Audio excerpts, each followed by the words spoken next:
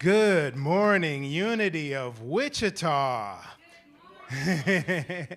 For those of you who are here in person, for those of you who are watching on the live stream, welcome to our Sunday experience this morning. I am co-spiritual leader Art Handy, and I am serving today as the platform leader. Our musical leader is the fabulous Huron Bro. We have Chris Neal that will be leading us this morning in our affirmations and our meditation. Samantha Jones, our other co-spiritual leader, is taking a unique role. She is on video today. We have Joaquin on sound. The spiritual community is in place. Let's give ourselves a wonderful round of applause. And I would be remiss if I didn't share that today's message will be given and delivered by the Reverend Dr. Paul Hasselbeck. Our greatest desire is that you are blessed in today's service, either by the music, the message, or the meditation. You are a blessing to us, and we so appreciate each and every one of you here and each and every one of you watching. Every month, we do a cool thing around here.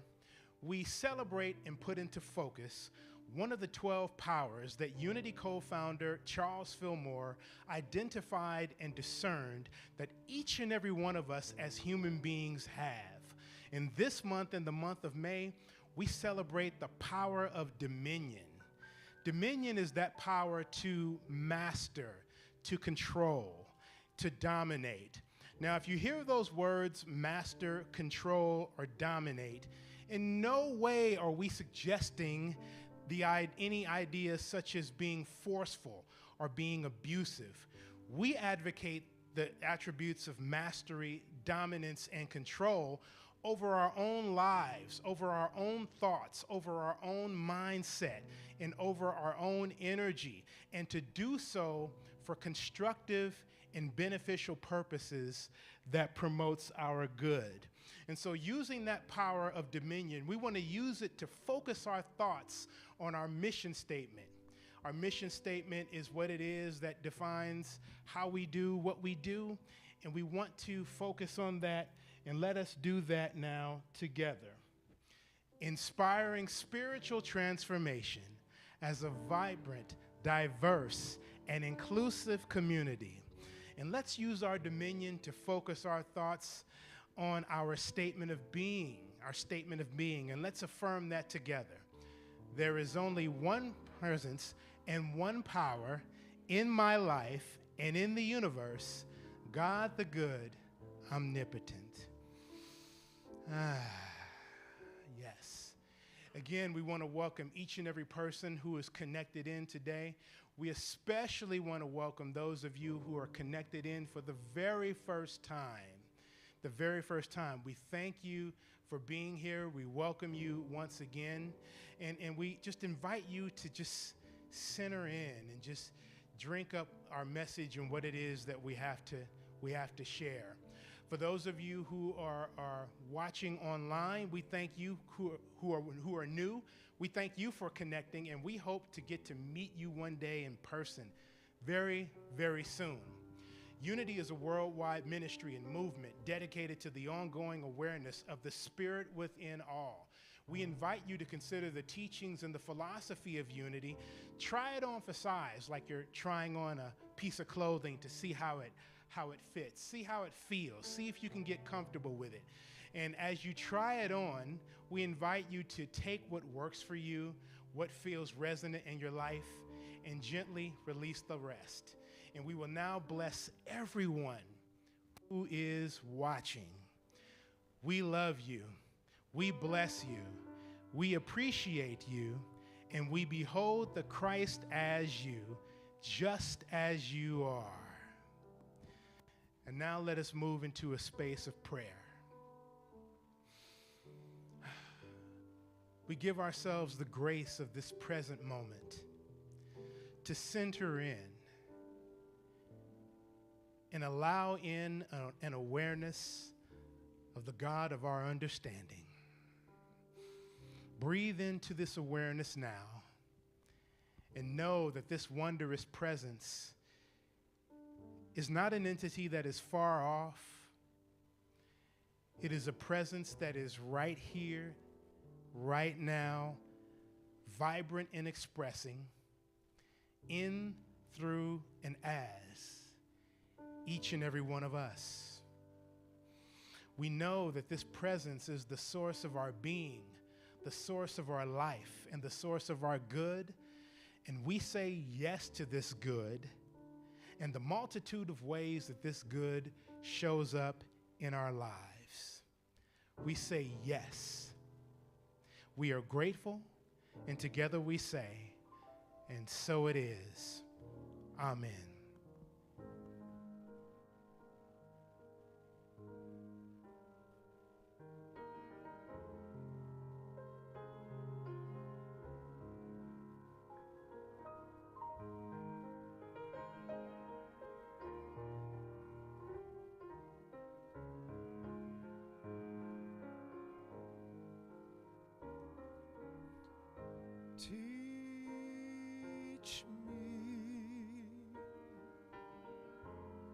Teach me to pray.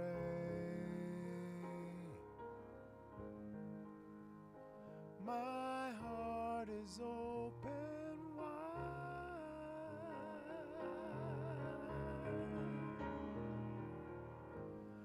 My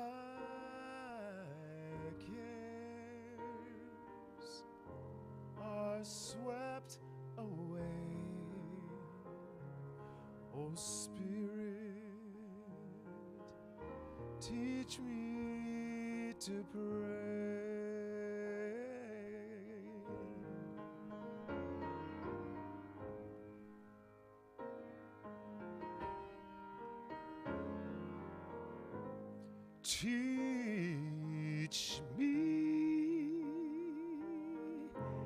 Teach me to live in grace.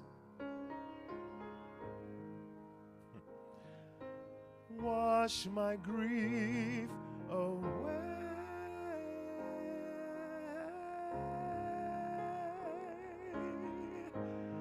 My cares in this silent space. Spirit, teach me to live in grace.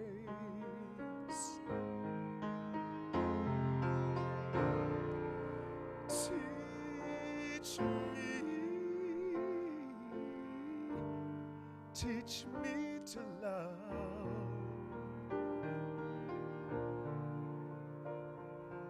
unconditionally.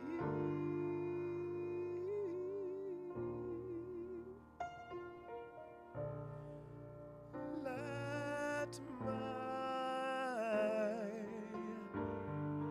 heart open up, oh Spirit, teach me to love.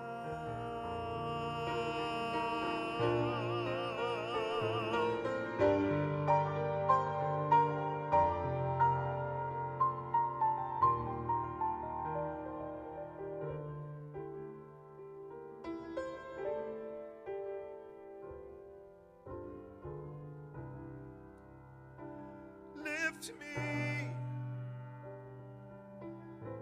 up in the light,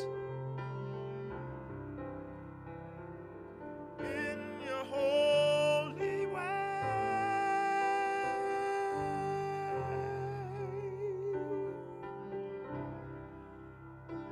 knowing this time is right. Oh Spirit, lift me in the light.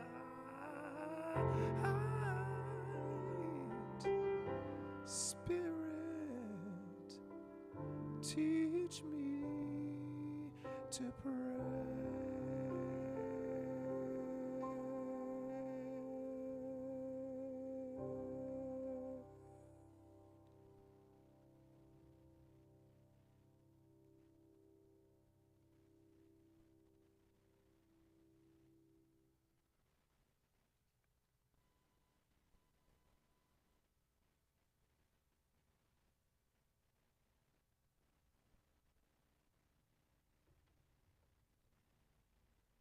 Hello, I'm Chris Norris.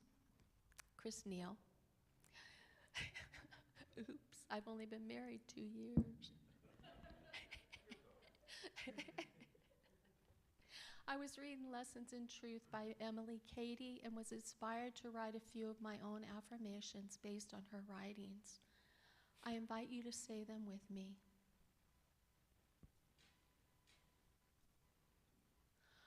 I am a conduit of light and love. I am spirit, perfect, complete, and whole. I manifest my real self through this body now. So I now invite you to go on a journey with me, a journey within. So if you will, get comfortable in your seat and close your eyes or lower your gaze. I invite you to take some deep cleansing breaths and relax your body completely.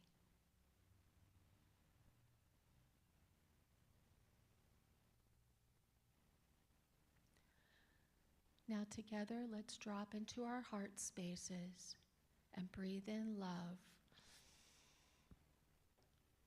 2, 3. Breathe out any concerns or stress you are feeling.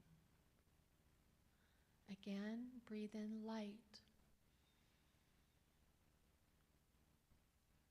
Breathe out negativity.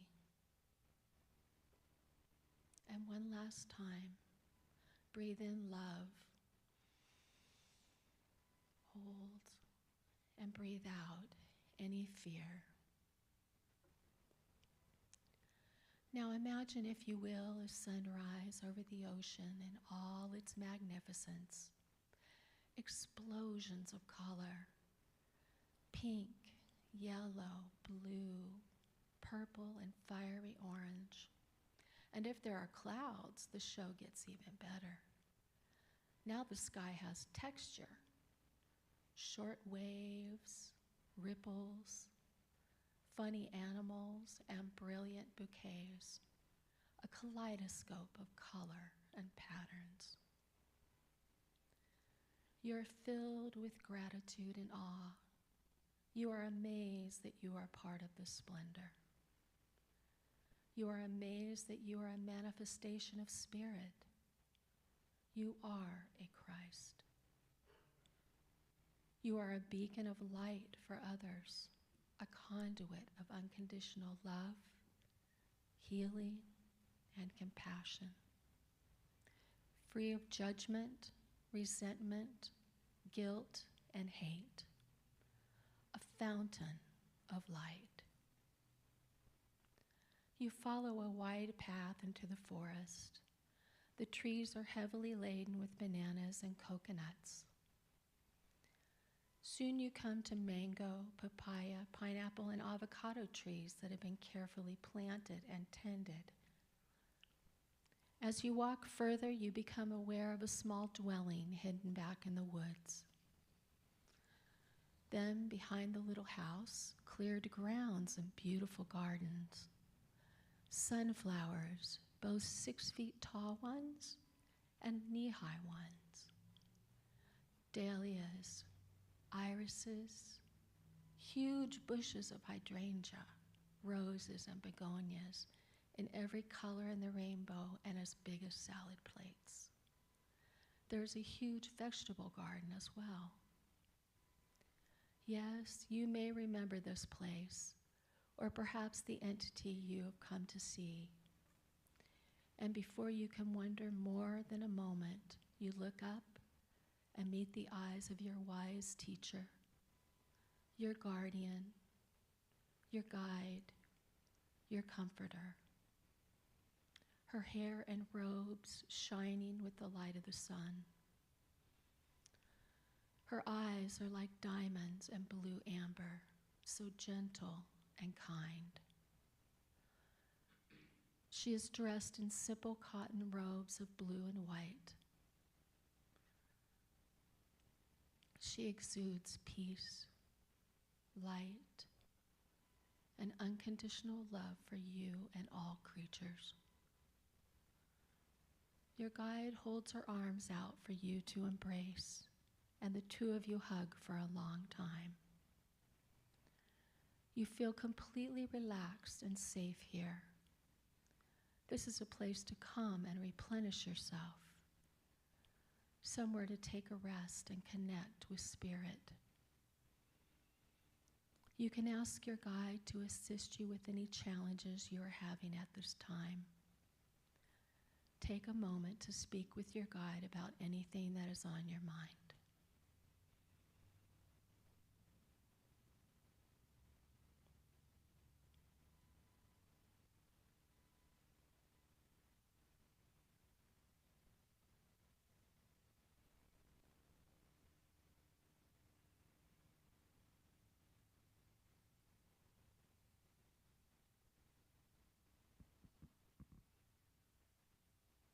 Your guide leads you to a mirror and asks you to tell her what you see.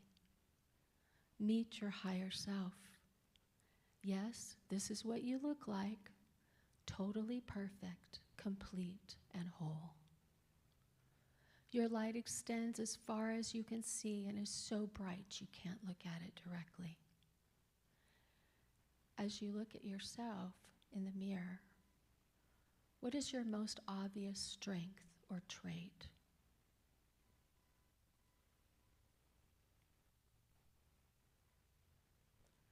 What does your higher self look like?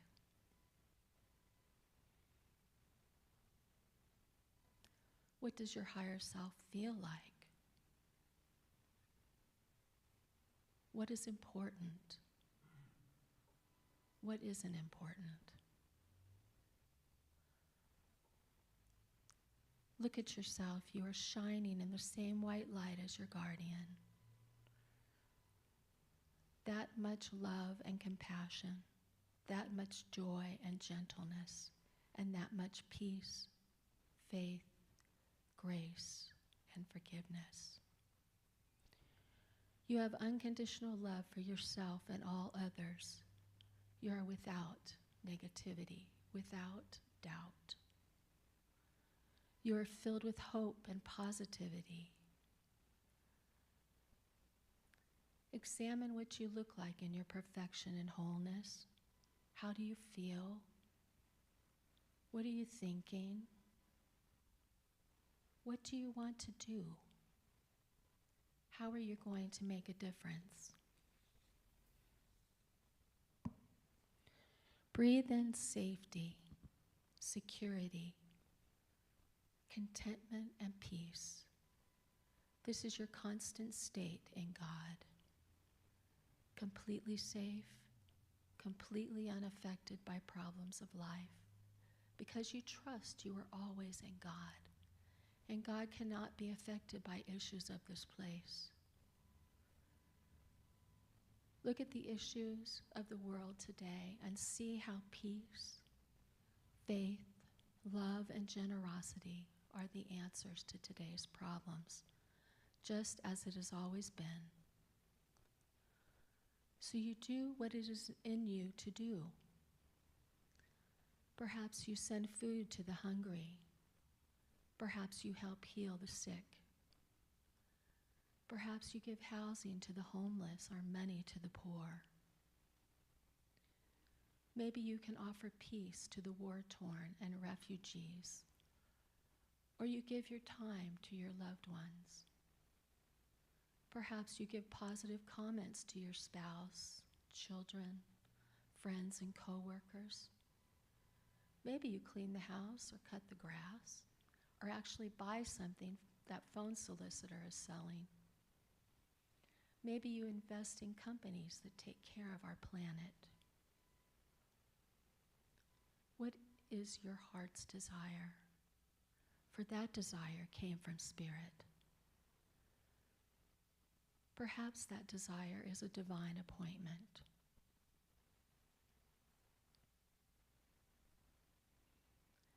Imagine your guide and you as your higher self in the orchard behind the dwelling in the forest where a group of people is gathering, joining hands and encircling the large Valencia orange tree at the center of the grounds.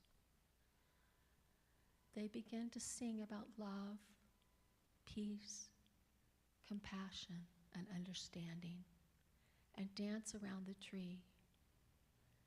They continue until after dark. You are filled with light and unconditional love. You are generous with your money and your time, giving yourself to activities you support and believe in. You are kind and compassionate to others. You realize we are all one in God. You see everyone as Christ, including yourself. Your will is to do whatever spirit moves you to do. You use your enthusiasm and imagination to co-create with God. You use your power to cultivate self-discipline and dominion over yourselves. You use love and wisdom to make good choices and navigate your lives. You use your strength to remain persistent in your efforts to allow Spirit to move through you. You conduct your life in an orderly fashion. You release negativity, resentment, judgments, guilt, and hate by turning it over to forgiveness and love. You contain the regenerative powers of life. You can hold the faith when others are wobbling. You show understanding and compassion to yourselves and others. Who you are and what you do makes a difference. And so it is. Amen.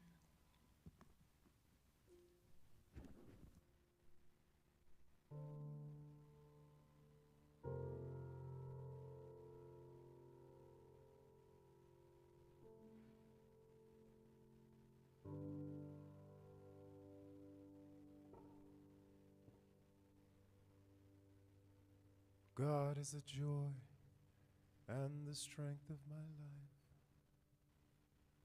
He moves all pain, misery, and strife. God has promised to keep us. Impossible to leave us. God's never ever come short of a spoken word. Now, I sometimes fast and I pray and stay on a focused way. Keep life clean every day.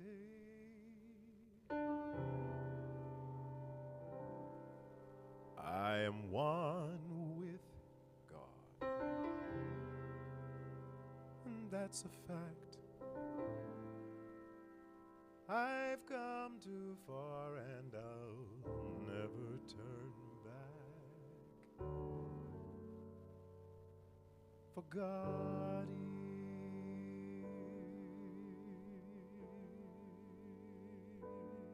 is, God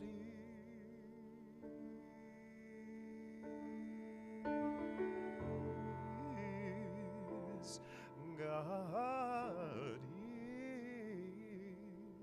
is, God.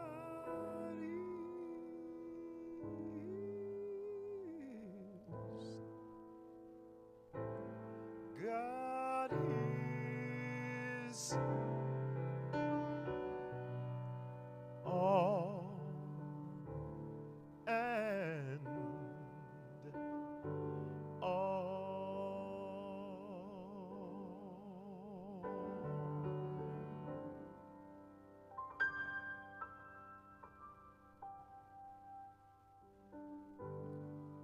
Mine eyes have seen the coming, of an age that already is and will be.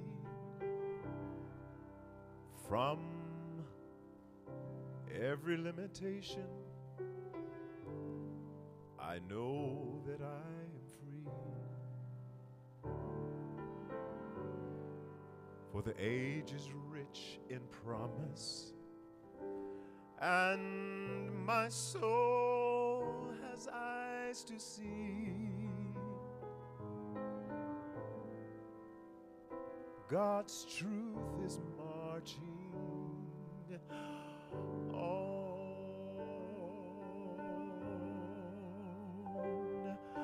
My soul has seen the beauty of a race from sorrow free.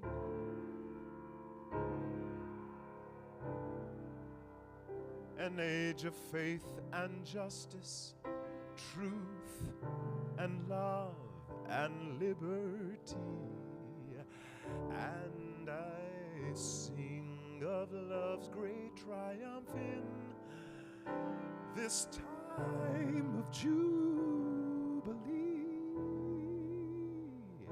God's truth is marching on.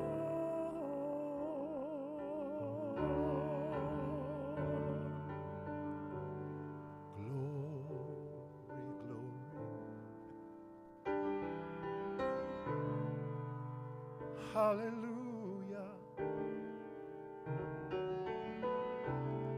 Glory, glory, hallelujah.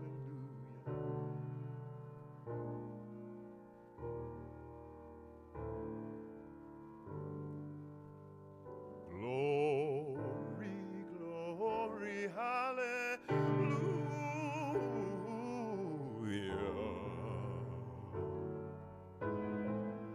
God's truth is marching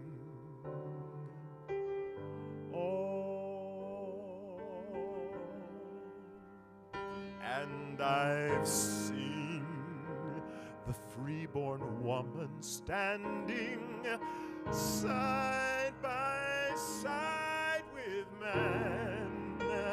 I have seen the nations broaden till there is no tribe or clan, and the warlords shall all have been vanished in the time of love for man. God's truth, God's truth is marching on.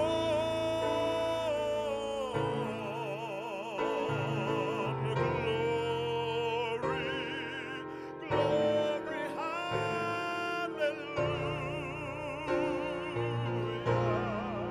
Oh, glory, glory, hallelujah.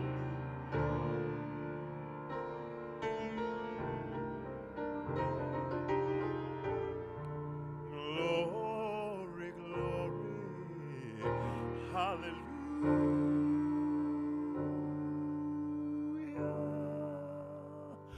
God's truth is marching on.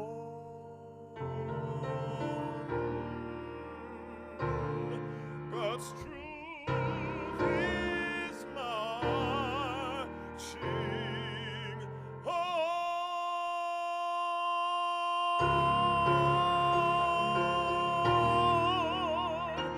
Marching on.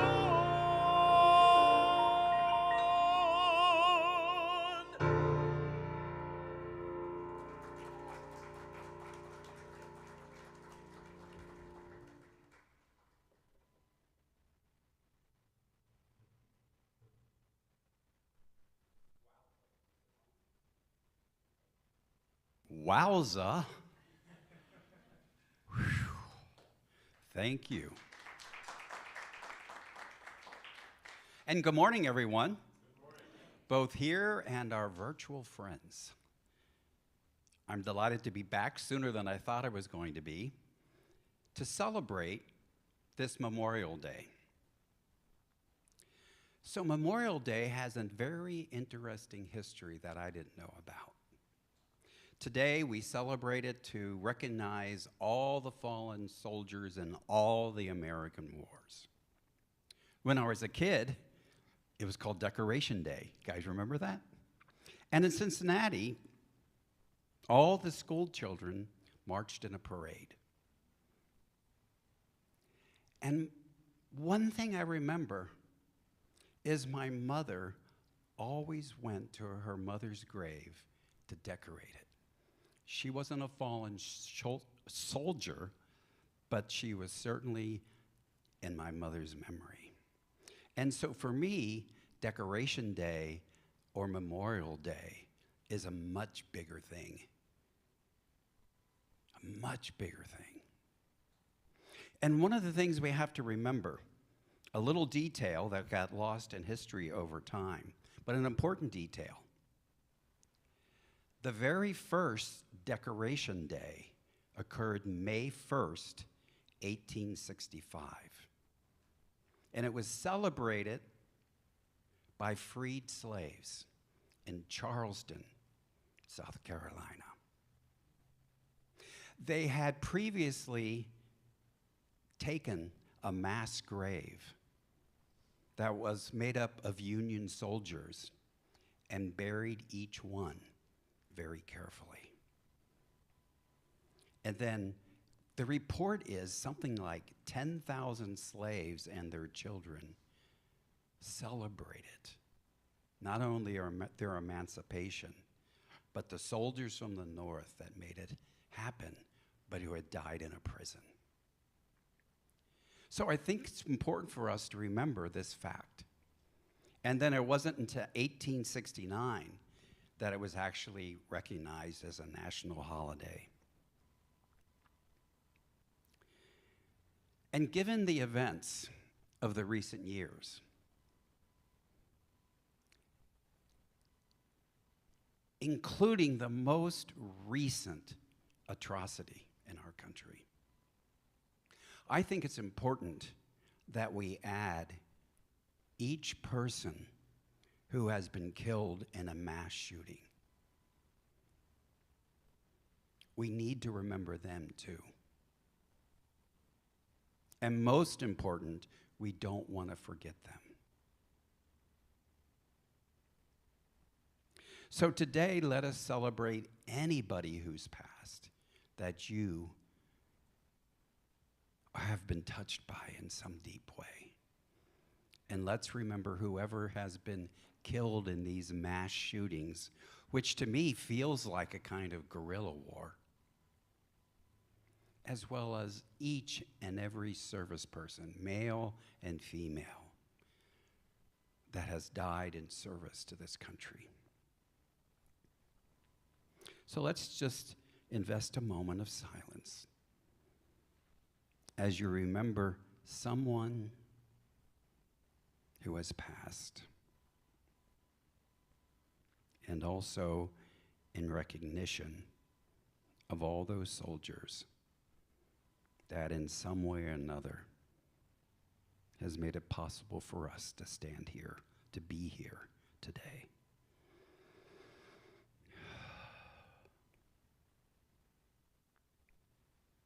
And I feel gratitude for those 10,000 freed slaves that recognized the importance of this day. And so today we remember. And we wonder. Do you wonder? So I've been in ministry just over 25 years. It just seems like a eye blink, but yes, for a quarter of a century. And I've never done a lesson on the topic I'm going to talk about today. However, I want to share with you that when I teach, which is often, one of the off-topic subjects that always comes up is reincarnation. Have you all wondered about reincarnation? So reincarnation was mostly a belief system that was developed over, millennia in Eastern religions.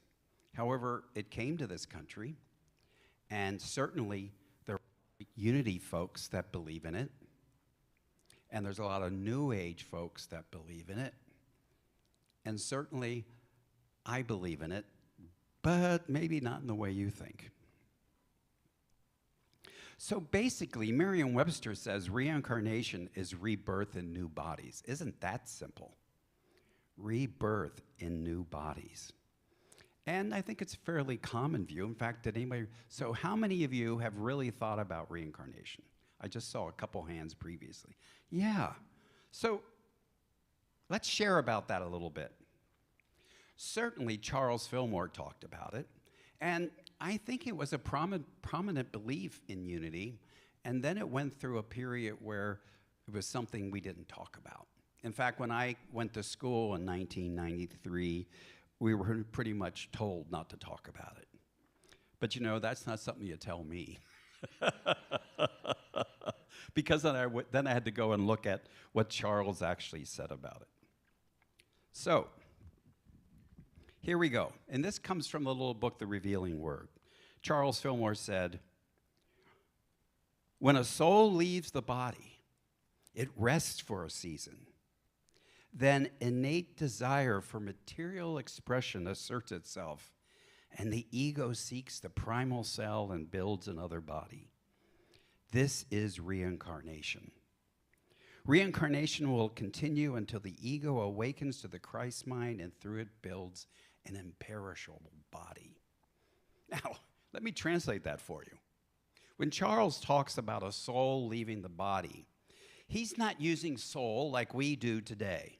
Mostly today, when we speak about the word soul, we mean our spirit, don't we? Yeah. But in Charles's day, for Charles Fillmore, soul was a synonym for consciousness or personality or the ego.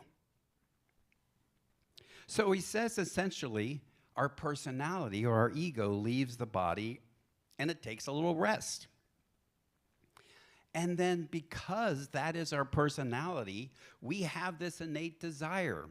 And that desire eventually gets focused on seeking out the primal cell. Now, what's the primal cell? Anybody have a clue?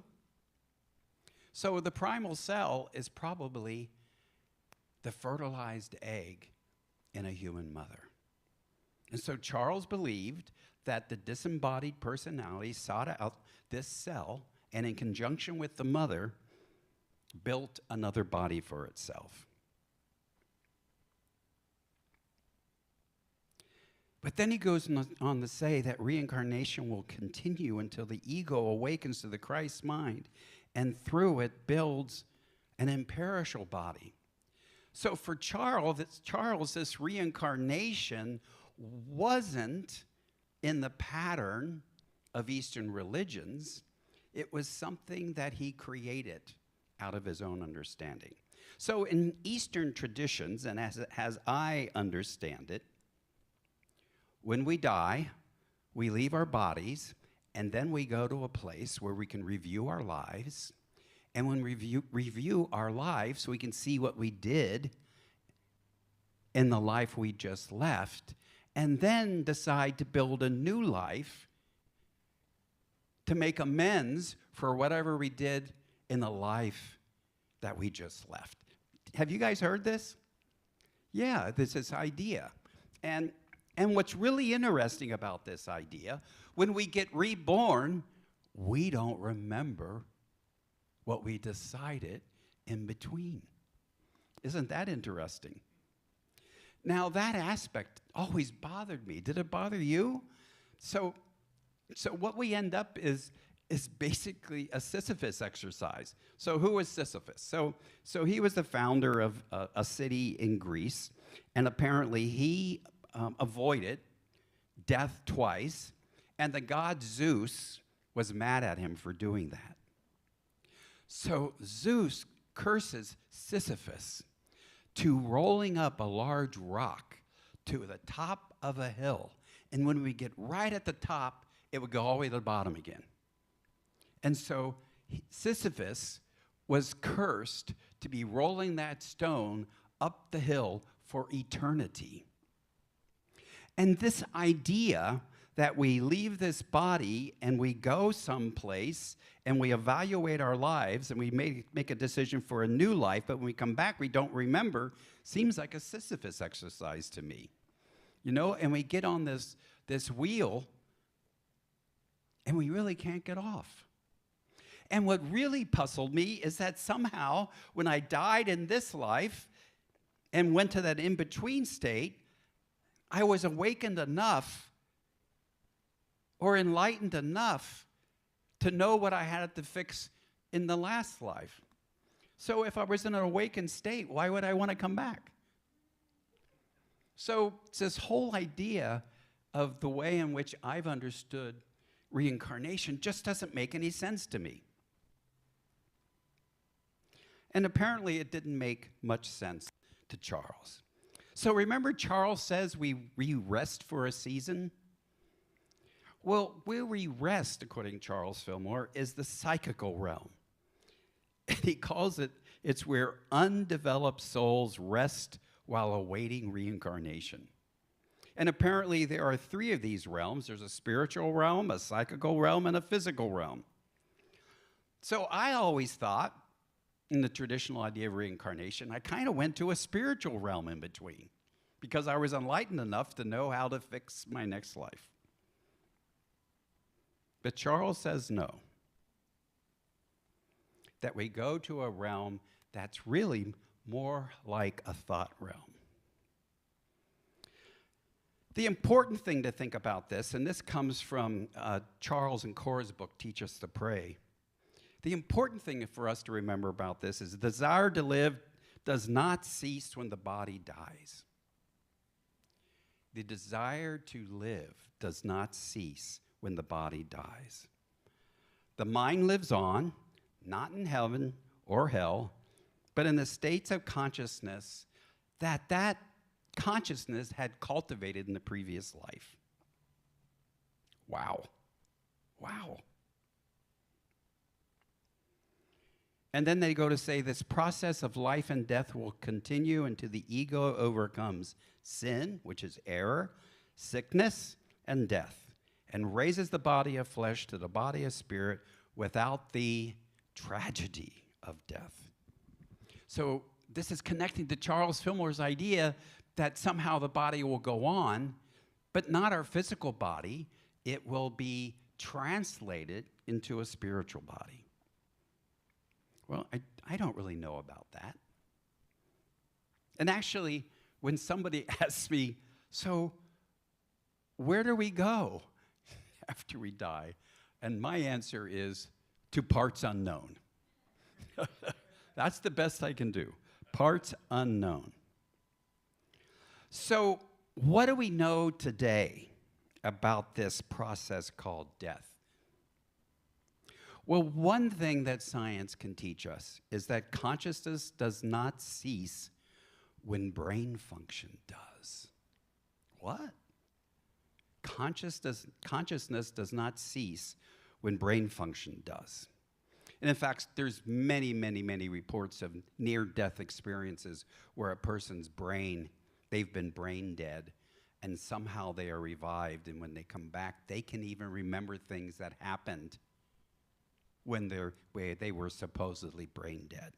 So the good news is there that consciousness goes on somehow. And then there's this really interesting, not really scientific, but anecdotal evidence that we do have a rebirth. And there's one particular story, a little boy named Ryan Hammonds, age 4. At age 4, he began to have nightmares over and over again of being in a plane wreck. And he would share with his mother details of what he was describing as a life before him being this little 4-year-old boy.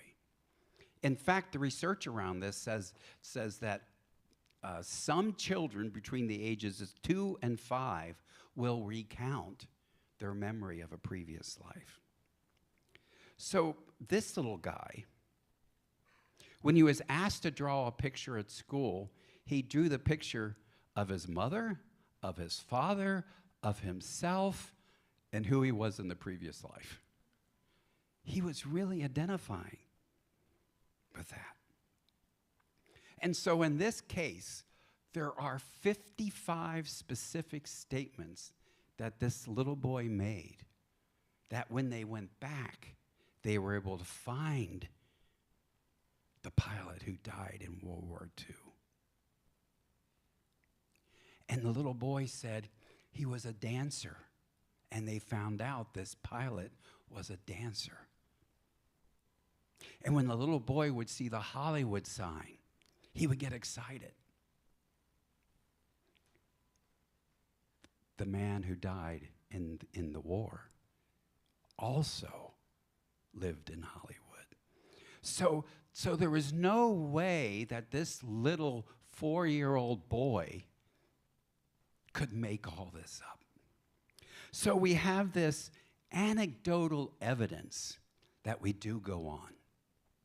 That's why I say we go on to parts unknown. And so how does this teaching give us hope?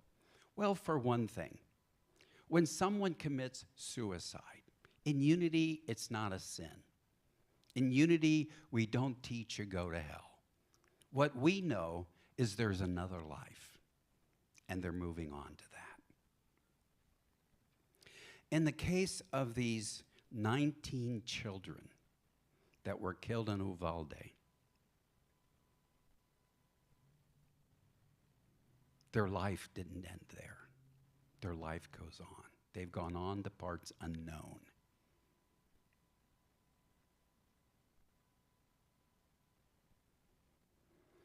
And for me, that gives me hope for myself. So, what do I believe? I believe our life goes on. However, a lot of these beliefs around reincarnation are attached to beliefs that have been here for millennia, that we're trying to find a way to escape living. We're trying to get away from our human experience to go to a place called heaven in some cases.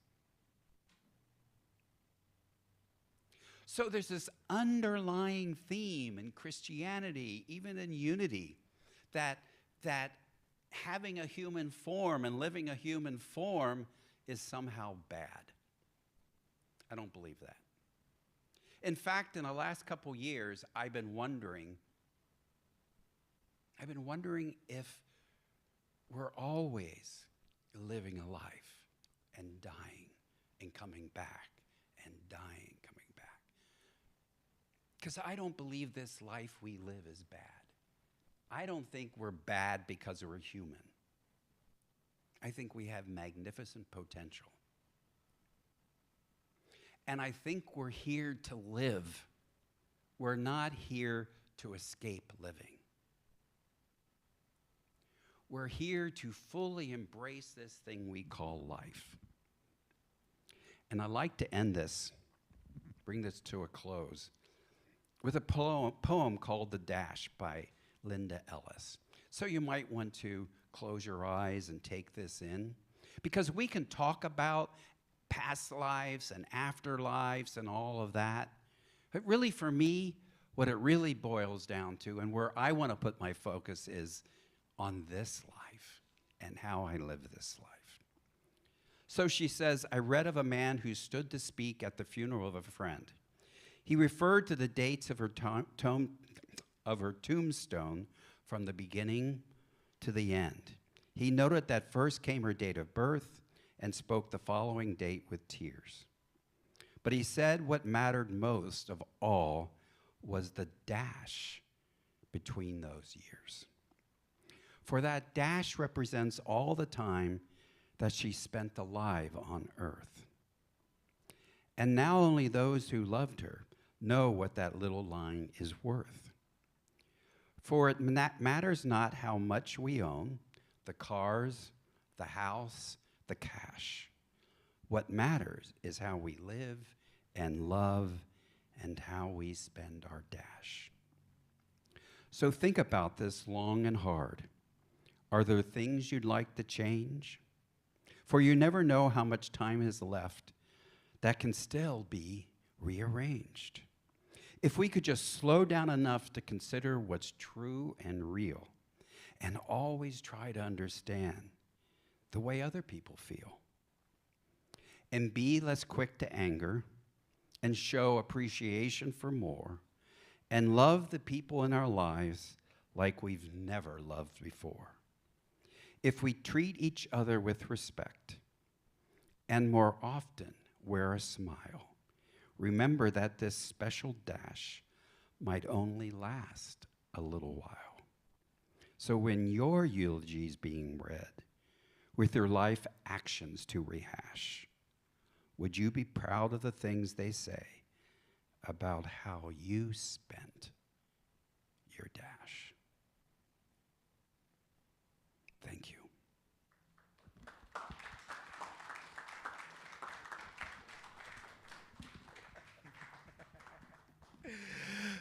Let's give Reverend Dr. Paul Hasselbeck another round of applause. Our ushers are coming forward because now we'll move into our period of honoring and collecting tithes and offerings. So as our ushers move forward here, whatever amount you are led to give this morning, we will honor that and use that for worthwhile purposes here at Unity of Wichita.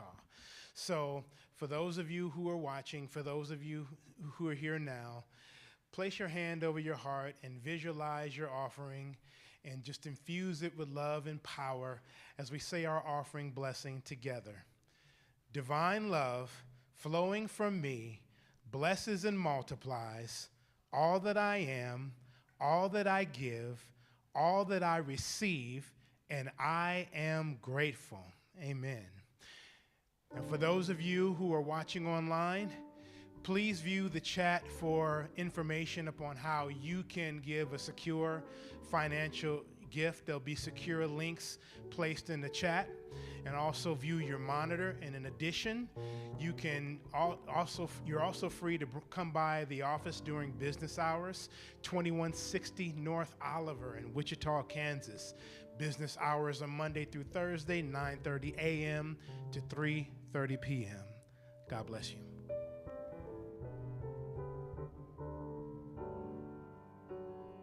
Look and live.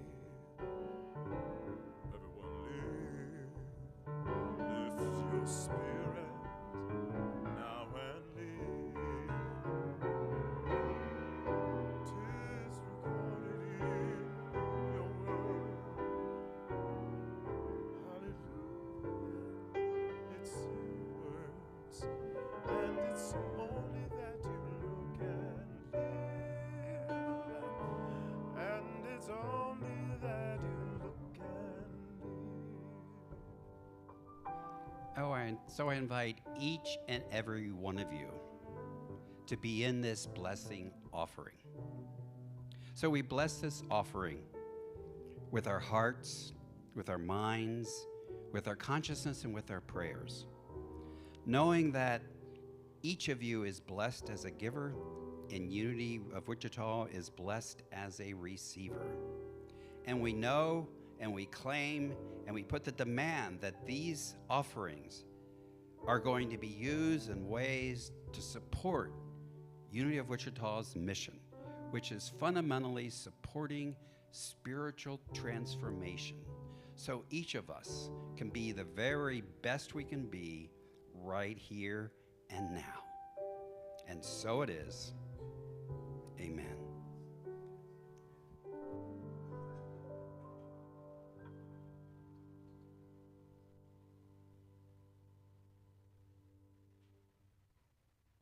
Okay. Ooh.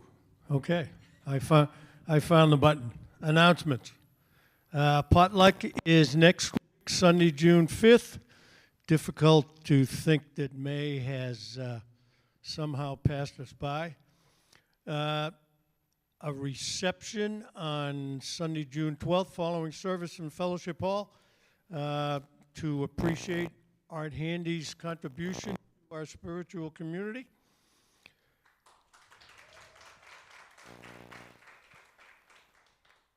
Now, the second Friday of each month, we're having a meditation. June's meditation is a drumming meditation. Bring a drum or rattle if available. I saw a couple kids in Panera's this morning that probably have rattles at home. Father's Day stone ceremony. If joining us online, please have a stone and marker available to participate. And one announcement about Creation Station. It moves from Thursday to Tuesday from 2 to 5. Also, you may have noticed in Fellowship Hall, for the folks who are here in person this morning, that there are 3 sign-up sheets there for volunteer opportunities. One is to be part of the garden and maintenance crew.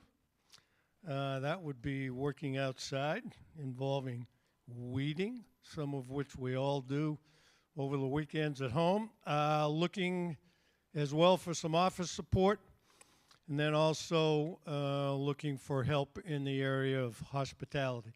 So if you're interested in helping in the community in any of those ways, there are sign-up sheets in Fellowship Hall for each of those volunteer activities.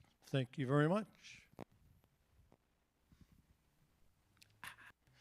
Thank you, Wayne, and thank each and every one of you, those of you who are here in person, those of you who are watching online. Thank you for your attention. Thank you for your presence. You are the Sunday experience, and you inspire us each and every day. Now we will move to affirm our prayer of protection and sing the peace song. For those of you who are in the sanctuary, if you feel comfortable, you are invited to stand.